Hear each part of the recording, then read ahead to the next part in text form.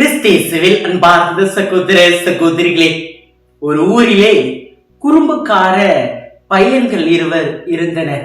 எப்போதும் இந்த இருவரை பற்றி ஊர்க்காரர்கள் அவர்களுடைய பெற்றோரிடம் புகார் அளிப்பதுண்டு. ஒரு நாள் இந்த இருவரும் ஒரு மாமரத்து தோட்டத்திற்குள் நுழைந்து அங்கிருந்த மாம்பழங்களை பறித்து சாப்பிட ஆரம்பித்தனர். சாப்பிட்டு விட்டு தங்களுடைய கால் சட்டை பாக்கெட்டுகளிலே அவர்கள் நிரப்பிக்கொண்டு இன்னும் கொஞ்சம் சட்டையில எல்லாத்தையும் உள்ள வச்சு சட்டை இறுக்கி கட்டிக்கிட்டு ரெண்டு பேரும் மரத்தை விட்டு கீழே இறங்கும் பொழுது அந்த தோட்டத்துக்காரன் பார்த்துட்டான். உடனே அவன் அவர்களை துரத்துகிறான். இருவரும் அந்த தோட்டக்காரன்கிட்ட இருந்து தப்பிப்பதற்காக ஓடுகிறார்கள். அப்போ ஒருத்தர் சொல்றான், இதற்கு பற்றிய அந்த கல்லறை தோட்டம், இதற்குள்ள நம்ம போய் ஒளிஞ்சுக்குவோம், அப்பதான் நம்ம தோட்டக்காரன்கிட்ட இருந்து நம்ம தப்பிக்க முடியும் சொல்லி அதுக்குள்ள குதிக்க முயற்சிக்கிறான். ஒருத்தர் காம்பவுண்ட் சுவரை ஏறி உள்ள குதிச்சுட்டான். இன்னொருத்தர் குதிக்கும் பொழுது சட்டையில கட்டி வச்சிருந்த ரெண்டு மாம்பழம் கீழே விழுந்துருச்சு. உள்ள போய் ரெண்டு பேரும் கல்லறைக்கு பக்கத்துல ஒளிஞ்சுக்கிட்டான். தோட்டக்காரன் பார்த்துட்டு போயிட்டான். அந்த பக்கமா ஒரு குடிகாரன் வந்தான்.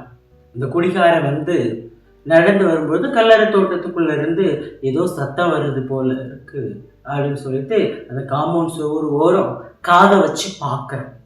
அங்க உள்ள இருந்து ஒரு சத்தம் வருது, உனக்கு ஒண்ணு எனக்கு ஒண்ணு, எனக்கு ஒண்ணு உனக்கு ஒண்ணு.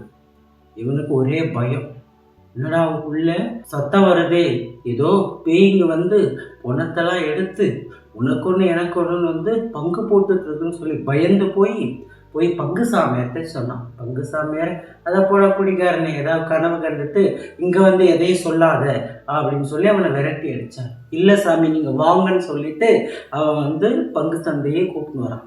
பங்கு தந்தையும் அதே இடத்துல போய் இந்த செவத்து ஓரத்துல காதை வச்சு கேட்கிறாரு. உள்ள இருந்து குரல் வருது, உனக்கு ஒண்ணு எனக்கு ஒண்ணு, உனக்கு ஒண்ணு எனக்கு ஒண்ணு. அவரும் இந்த குடிகாரனோட சேர்ந்து பயந்தார். இன்னும் கொஞ்ச நேரத்துல இன்னொரு குரல் கேட்குது. அப்ப வெளியே ரெண்டு இருக்கு, அது யாருக்கு அப்படின்னு இன்னொரு குரல், உனக்கு ஒண்ணு எனக்கு ஒண்ணு, உனக்கு ஒண்ணு எனக்கு ஒண்ணு. அவ்வளவுதான், நம்ம ரெண்டு பேரான்னு சொல்லி பங்கு சாமியாரும் அந்த குடிகாரனும் பயந்தே ஓடிட்டாங்களாம். இந்த ரெண்டு பசங்களும் மாம்பழத்தை பத்தி பேசும்பொழுது இவங்க நம்மளதான் பிடிக்க வராங்க, பேய்ங்கன்னு சொல்லி பயந்தே போனாங்க. கிறிஸ்தியேசுவில் அன்பார்ந்த சகோதர சகோதரிகளே, பயம் என்பது நம்ம மனிதர்களுடைய ஒரு பொதுவான எல்லோரும் அனுபவிக்கக்கூடிய ஒரு உணர்வு. ஒவ்வொரு மனிதனும் தனக்குள்ள ஏதோ ஒரு பயத்தை சுமந்து கொண்டிருக்கின்றார். ஒரு குழந்தை தனியா இருப்பதற்கு பயப்படுது. மாணவர்கள் தேர்வு எழுத தோல்வியை தங்களுடைய வாழ்க்கையில சந்திக்க பயப்படுகிறார்கள். பெற்றோர்கள் தங்களுடைய பிள்ளைகளுடைய எதிர்காலத்தை நினைத்து பயப்படுகிறார்கள். தொழிலாளர்கள் வேலை போயிடுமோன்னு நினைத்து பயப்படுகிறார்கள். நோயாளிகள் நோயின் வழியாக வருகின்ற துன்பத்தை கண்டு பயப்படுகிறார்கள். முதியோர் தனிமையை கண்டு மரணத்தை கண்டு பயப்படுகிறார்கள். பயம் எல்லோருக்குள்ளும் எல்லாவற்றிலும் இருக்கின்றது. பொது காலத்தினுடைய 19வது ஞாயிற்றுக்கிழமை இறை வார்த்தை வழிபாடு, இறை பிரசனமே இந்த பயத்தினுடைய மருந்து என்ற ஒரு இறை சிந்தனையை நம்ம வைக்கின்றோம். அன்பானவர்களே, இறை பிரசனத்தில் பயம் தன் வலியை இழக்கிறது. இன்றைய 3 வாசகங்களும் இறைவாக்கின எலியா, திருத்துதர் பவுல், சீடர்கள் மற்றும் பேதுரு ஆகியோரின் வெவ்வேறு வகையான பயத்தை எடுத்துரைத்து அதற்கு சிறந்த மருந்தாக இறைவனின் பிரசனம் இருக்கிறது என்பதை வெளிப்படுத்துகிறது. முதலாவதாக எலியாவினுடைய பயம். இன்றைய முதல் வாசகத்திலே இஸ்ராயலின் வரலாற்றில் மிகச்சிறந்த இறைவாக்கினர்கள் ஒருவரான எலியாவை நாம் பார்க்கின்றோம். கார்மேல் மலையில் பல்வேறு போலி இறைவாக்கினர்களை எதிர்த்து நின்றவர் இவர். இறைவன் வானத்தில் நெருப்பை அனுப்பி அவரது ஜெபத்திற்கு பதிலளித்தார். 1 அரசர்கள் 18வது அதிகாரம் 20 முதல் உள்ள இறை வார்த்தை. இங்கு எலியா ஒரு புதியதொரு உச்சத்தை தொடுகின்றார். ஆனால் அதற்கு பின் உடனடியாக எசபெல் அரசி அவரை கொல்வதாக மிரட்டுகின்றார். 1 அரசர்கள் 19வது அதிகாரம் 2வது வசனம். பயந்த இறைவாக்கினர் திடீரென பாலைவனத்திற்குள் ஓடி தன்னை தனிமைப்படுத்திக் கொண்டார். ஒரு குகையிலே ஒளிந்து கொண்டார். இந்த காட்சி ஒரு முக்கியமான பாடத்தை நமக்கு கற்பிக்கின்றது. பெரிய ஒரு வெற்றி நம்மை பயத்திலிருந்து காப்பாற்றுவதில்லை, சில வேளைகளில் நமது சவால்கள் மற்றும் மனச்சோர்வு நமது வெற்றிக்கு பின்னரே வருகின்றது. எலியாவினுடைய பயம் வெறும் உடல் சம்பந்தமானதல்ல, வெறும் இறப்பை நோக்கிய பயம் அல்ல. அவர் உணர்வுபூர்வமாக அங்கு சோர்வடைவதை பார்க்கின்றோம். அவருடைய ஆன்மீகத்தில் அவர் வற்றி போவதை பார்க்கின்றோம். தமது பணி தோல்வியடைந்ததாக அவர் நினைத்தார், நம்பினார். அவரில் தளர்ச்சி, தனிமை, ஏமாற்றம் இருந்தது. ஆனால் இறைவன் அவரை கண்டிக்கவில்லை, எசபேலை எதுவும் செய்யவில்லை. மாறாக அவர் தம் முன் நிற்குமாறு எலியாவை அழைக்கிறார். எலியா ஒரு பெரிய பலத்த காட்சி, பூமி அதிர்ச்சியும் எரிகின்ற நெருப்பையும் காண்கின்றார். ஆயினும் இந்த வியத்தகு வெளிப்பாடுகள் எதிலும் இறைவன் இல்லை. இறுதியாக இறைவன் ஒரு மென்மையான அமைதியான சத்தத்திலே அங்கு இருக்கின்றார். அதிலே எலியா இறைவனை சந்திக்கின்றார். இங்கு எலியாவுக்கு இறைவன் அளித்தது அவருடைய பிரசன்னம் மட்டுமே. பயந்த இறைவாக்கினர் ஒரு ஆழமான உண்மையை கண்டறிகிறார். இறைவனின் மிகப்பெரிய வல்லமை பெரும் அதிசயங்கள் மூலமல்ல, மாறாக அவரது அமைதியான ஆறுதல் அளிக்கின்ற அவருடைய பிரசன்னத்திலே வெளிப்படுகின்றார். எலியா குகையிலிருந்து புதிய வலிமையோடு வெளியே வருகின்றார். அவருடைய சூழ்நிலைகள் மாறியதா அல்ல, மாறாக அவர் இறைவனை சந்தித்ததா. ஆக இறை பிரசன்னம் அவருடைய பயத்திற்கு சிறந்த மருந்தாக இங்கு மாறுவதை நாம் பார்க்கின்றோம். இரண்டாவதாக திருத்தூதர் பவுலின் பயம். இன்றைய இரண்டாம் வாசகம் மிகவும் வேறுபட்டதாக நமக்கு வாசிப்பதற்கு தோன்றினாலும் அதுவும் அதே சிந்தனையை வழங்குவதை நாம் தியானிக்கலாம். திருத்தூதர் பவுல் இயேசுவை மெசியாவாக ஏற்றுக்கொள்ளாத தமது சகோதரர்களுக்காக ஆழ்ந்த ஒரு வருத்தத்தை, துக்கத்தை வெளிப்படுத்துகின்றார். அவர்களை கிறிஸ்துவிடம் கொண்டு வர முடியுமானால் தான் எல்லாவற்றையும் தியாகம் செய்வதாக அவர் அறிவிக்கின்றார். இந்த திருத்தூதர் பவுல் வெளிப்படையாக பயத்தை பற்றி குறிப்பிடவில்லை, ஆனால் அவருடைய வார்த்தைகள் மற்றொரு வகையான பயத்தை வெளிப்படுத்துகின்றது. நம் இறைவனிடமிருந்து தூரமாக செல்லும் போது எழுகின்ற கவலை, துக்கம் மற்றும் வாழ்வை குறித்த பயத்தை பற்றி அவர் குறிப்பிடுகின்றார். எனவே திருத்தூதர் பவுல் இத்தகைய பயத்தின் சூழலில் இருந்து அவர்களை விடுவிக்க இஸ்ராயல் மக்களுக்கு இறைவன் தன் மாட்சியை விளங்க செய்ததை அவர் அங்கு எடுத்துரைக்கின்றார். ஆக இறைவனுடைய அந்த இறை பிரசனம், இறை மாட்சியை வெளிப்படுத்துவதே அவர்களுடைய பயத்திற்கு தீர்வாக, மருந்தாக மாறுவதை நாம் பார்க்கின்றோம்.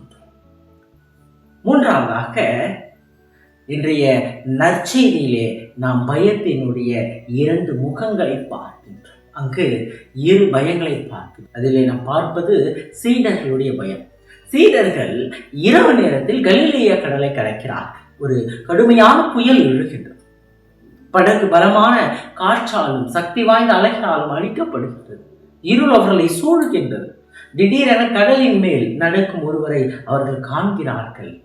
இயேசுவை அடையாளம் காண்பதற்கு பதிலாக யோ பேய் என அவர்கள் பயத்தால் கூக்குரல் இடுகிறார்கள். உடனடியாக இயேசு அவர்களை ஆறுதல் படுத்துகிறார். துணிவோடு இருங்கள், நான் தான், அஞ்சாதீர்கள் என்கின்றார். மத்தேயு நற்செய்தி 14:27. இந்த வார்த்தைகள் மிகவும் முக்கியம் வாய்ந்ததாக நான் பார்க்கின்றேன். இயேசு இங்கு முதலில் கடலை அமைதிப்படுத்தவில்லை, அவர் முதலில் தம்மையே வெளிப்படுத்துகின்றார். நான் தான் என்று கூறுகின்றார். இந்த நான் தான் என்ற சொற்றொடர் நான் இருக்கின்றவராக இருக்கின்றேன். விடுதலை பயணம் 3:14 மோசேக்கு எரியும் முட்புதரில் இறைவன் வெளிப்படுத்தப்பட்டது. அதையே இங்கு நாம் பார்க்கின்றோம். அதனுடைய எதிரொலிப்பாக நாம் இதை பார்க்கின்றோம். இயேசுவினுடைய பிரசனம் பயத்திற்கு மருந்தாகிறது. நற்செய்தியிலே மற்றொரு பயத்தை நாம் பார்க்கின்றோம். அது பேதுருவினுடைய பயம். பேதுருவின் பயம் மற்ற சீடர்களின் பயத்தில் இருந்து மிகவும் வேறுபட்டதாக இருக்கிறது. மற்றவர்களைப் போல அல்லாமல் படகின் பாதுகாப்பை விட்டுவிட்டு வெளியேறும் தைரியம் பேதுருவுக்கு உள்ளது. அவரது கண்கள் இயேசுவின் மேல் இருந்த கடல் மேல் நடக்கின்றார். அவர் நினைத்தை சாதிக்கிறார். ஆயினும் அவர் பெருங்காற்று வீசியதைக் கண்டு பயப்படுகின்றார். மத்தேயு நற்செய்தி 14:30. பேதுரு தமது கவனத்தை கிறிஸ்துவிடமிருந்து புயலின் மீது திருப்புகிறார். அவர் அலைகளை உடனடியாக அவரது உள்ளத்திலே ஏற்கின்றார். அந்த பெருங்காற்றை அவர் உடனடியாக ஏற்கிறார். அதனால் அவர் முழுக தொடங்குகின்றார். மீண்டுமாக நாம் இங்கு கவனிக்க வேண்டியது, இயேசு முதலில் புயலை அமைதிப்படுத்தவில்லை. அவர் முதலில் பேதுருவை காப்பாற்றுகிறார். அதன் பின்னரே அங்கு காற்றை நோக்குகின்றார். காற்று ஓய்கின்றது. இறைவன் பெரும்பாலும் நமது சூழ்நிலைகளை மாற்றுவதற்கு முன்பே நம்முடைய இதயங்களை மாற்றுகின்றார் என்பதை நாம் இங்கு புரிந்து கொள்ளலாம். மீண்டுமாக இறை பிரசனம் பயத்திற்கு மருந்தாக்கின்றது. திருவிவிலியம் இறைவனால் அழைக்கப்பட்டவர்களும் பல்வேறு விதமான பயத்துடன் போராடினர் என்பதை மீண்டும் மீண்டுமாக நமக்கு நினைவூட்டுகின்றது. மோசே தமது பேச்சு திறமையின்மை காரணமாக பார்வோன் முன் பேச பயப்படுவதை பார்க்கின்றோம். விடுதலை பயணம் 4வது அதிகாரம் 10வது வசனம். எரேமியா இறைவாக்கினர் தனது இளமையின் காரணமாக தகுதியற்றவராக உணர்ந்தார். எரேமியா 1வது அதிகாரம் 68வது வசனம். கிதியோன் தன்னை பலவீனமாக கருதியதால் மிதியானியரிடமிருந்து மறைந்து ஓடி போனார்.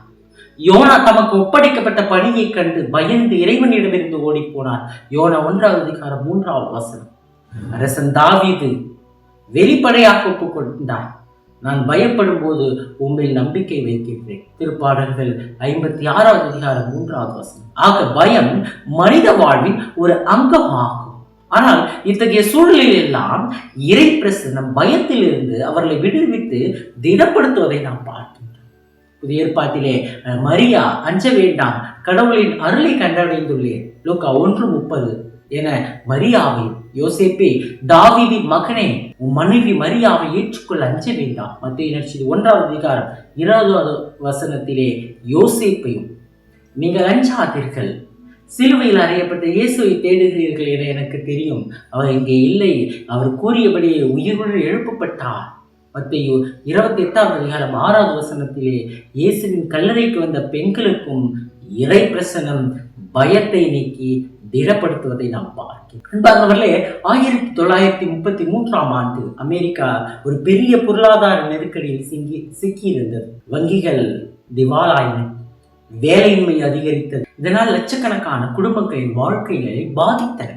வாழ்வின் பயத்தால் நிறைந்திருந்த அந்த நாட்டின் முன் புதிதாக தேர்ந்தெடுக்கப்பட்ட அதிபர் பிராங்க்லின் டி ரூஸ்வெல்ட் அவர் நிற்கின்றார். அவர் தனது பதவியேற்பு உரையில் நாம் அஞ்ச வேண்டிய ஒரே விஷயம் அச்சம் மட்டுமே என்கின்றார். அதாவது பயத்திற்கு மட்டுமே நாம் பயப்பட வேண்டும் என்றார். இந்த வார்த்தைகள் பயத்தில் இருந்த அந்த நாட்டிற்கு பெரிய நம்பிக்கையை அளித்தன. ஏனெனில் நாம் எதிர்கொள்ளும் நெருக்கடியை விட அச்சமே, பயமே அதிக அழிவை ஏற்படுத்தக்கூடும் என்பதை அவர்கள் உணர்ந்தார். அதே போல புனித 2ஆம் ஜான் பால் 1978 திருத்தந்தையாக பொறுப்பெடுத்த போது உலகம் அரசியல் பதற்றத்தாலும் சித்தாந்த மோதலாலும் பரவி கிடந்தது. இந்த நிச்சயமற்ற தன்மையிலே திருச்சபை மற்றும் இந்த உலகத்தின் முன் நின்று அஞ்சாதீர்கள், கிறிஸ்துவுக்கு உங்கள் வாழ்வின் கதவுகளை திறங்கள் என்றார். இந்த வார்த்தைகள் திரு அவையை அன்று உறுதிப்படுத்தின.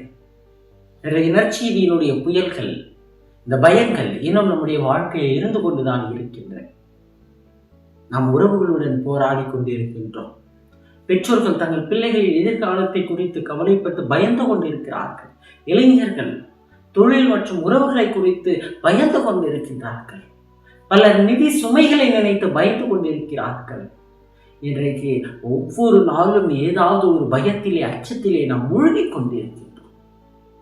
இந்த ஒரு சூழ்நிலைகள் எல்லாம் இயேசு சீடர்களை பார்த்து கூறியதை போல துணிவோடு இருங்கள், நாம் தான், அஞ்சாதீர்கள் இருக்கின்றார்.